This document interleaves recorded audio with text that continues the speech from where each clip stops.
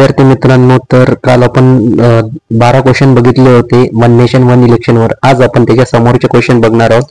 What is significant benefit of simultaneous election for voter? Option 1, increase participation in governance, reduce voter fatigue, improve political campaigns, separate ballot papers. Separate ballot papers one nation one election जर झालं, separate ballot papers नाही, improve political campaigns नाही, participation governance नाही, reduce voters fatigue. Fatigue म्हणजे थकवा, की लोकांना कसं बार बार इलेक्शनला वोटिंग करायला यावं लागते, कोणी दूर असते तर वापस येणं जाणं, या सर्व गोष्टी ज्या आहे ना, तर थकवा वोटर्सला नाही होत, कारण की एकच वेळा यायचं, एक वेळा वोट करायचं झालं, त्यानंतर डायरेक्ट 5 वर्षानंतर भेटायचं. तर हे सही आन्सर रिड्यूस वोटर फॅटिग्यू आहे.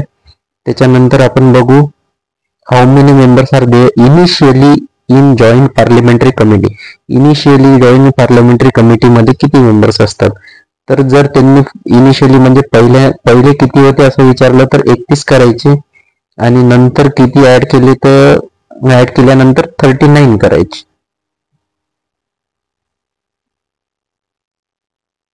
39 करायचे. तर या क्वेश्चनचा आन्सर आहे 31. इनिशियली म्हणजे पहिले 31 होते. विच इयर सॉ the introduction of one nation one election? आता वन नेशन वन इलेक्शन या क्वेश्चन आपल्याला फ्युचर मध्ये येऊ शकते, की फ्युचरचे जे परीक्षा होईल त्यात मी असं विचारू शकते की वन नेशन वन इलेक्शन कोणत्या वर्षामध्ये इंट्रोड्यूस करण्यात आला? तर ते आपल्याला माहित आहे 2024 मध्ये, आता नुकतंच आलेलं आहे, तर 2024. तर याचा आन्सर असू द्या 2024, डिसेंबर 2024. लक्षात असू द्या, डिसेंबर 2024.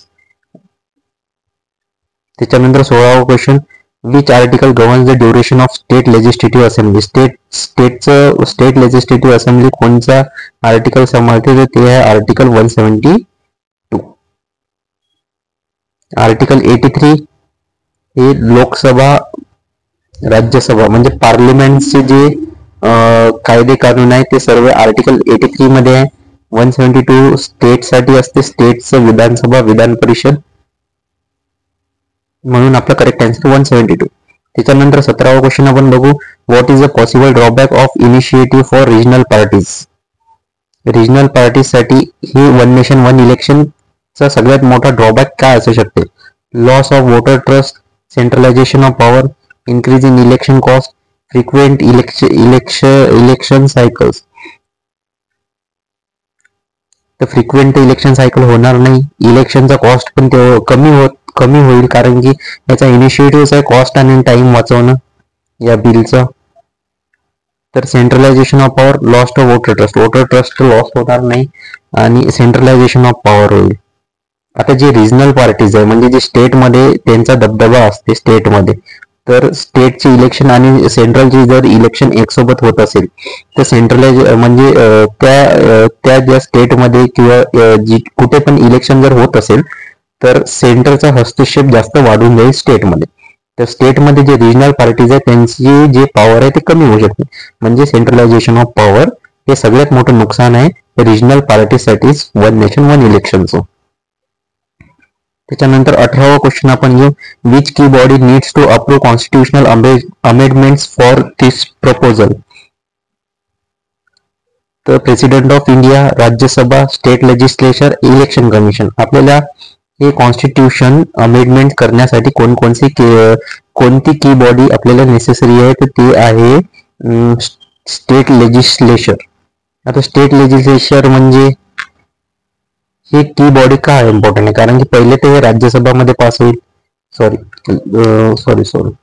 पहिले हे लोकसभामध्ये पास होईल, मग राज्यसभामध्ये, मग हे प्रेसिडेंट कडे जाईल, इकडून पास झालं की मग स्टेट मध्ये जाईल, स्टेटमध्ये विधानसभा विधान परिषद हे एक की बॉडी आहे. हे जर इथे पास झालं, स्टेटमध्ये जर विधान परिषद याच्यातून पास झालं तर मग प्रेसिडेंट ऑफ इंडिया कडून ते काय होईल, अप्रूव्ह होईल आणि ते पूर्ण भारतात लागू होईल. तर स्टेट लेजिस्लेचर हे खूप इम्पॉर्टंट की बॉडी आहे.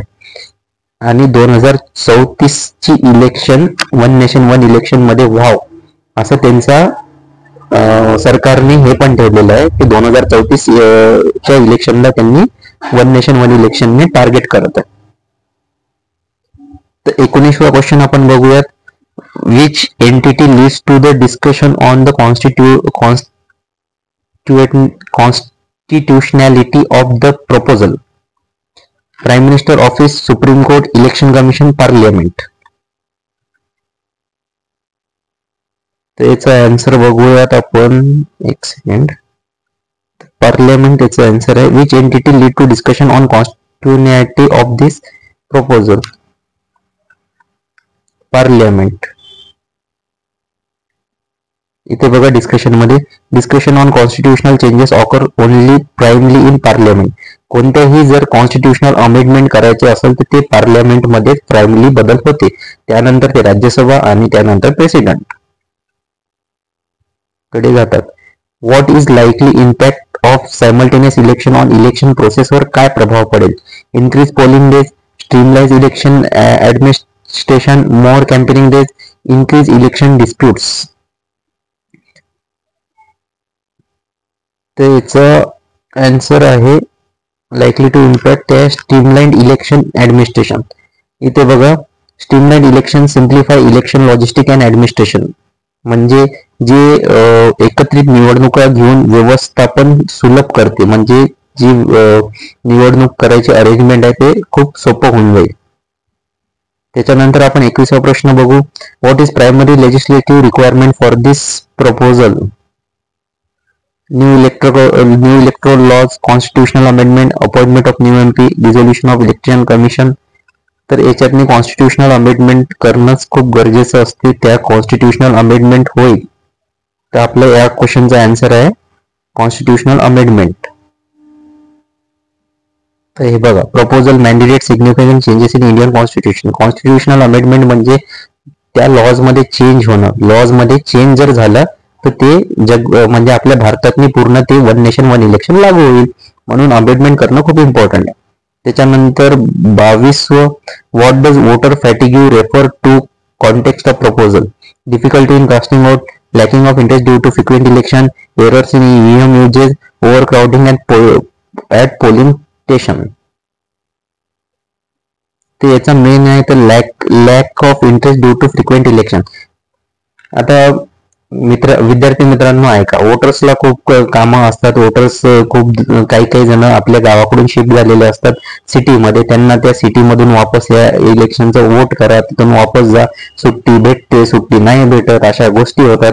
म्हणून नाही का काही नाही, मॅक्झिमम जे आपण बघितलेलं आहे 60%, 70%, मॅक्झिमम तर 60%च वोट पर्सेंटेज आपल्या वोटिंग मध्ये पडतात. बाकीचे लोक कसं असतात, त्यांचं येणं नाही होत वगैरे नाही होत, मग त्यांचा लॅक ऑफ इंटरेस्ट होतच असते. जर बार इलेक्शन मिळालं तर किती वेळा लोक येणार आहेत, किती वेळा इंटरेस्ट दाखवणार आहेत या गोष्टीत.